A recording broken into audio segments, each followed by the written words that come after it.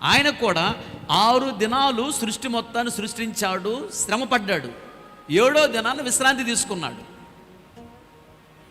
అలాగే యేసయ్య 6 గంటలు సిలువలో వేలాడాడు కదా, నెక్స్ట్ 7వ గంట ఎక్కడున్నాడు?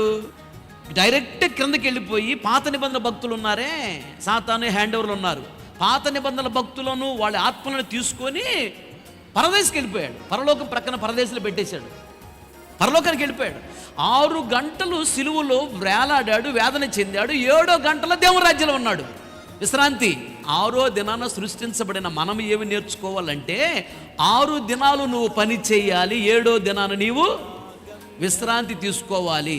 అనగా అది విశ్రాంతి దినము కాబట్టి మందిరానికి వచ్చి దేవుణ్ణి స్తుతించాలి, దేవుణ్ణి గణపరచాలి, దేవుణ్ణి మహిమపరచాలి, దేవుని కొరకు బ్రతకాలి. అది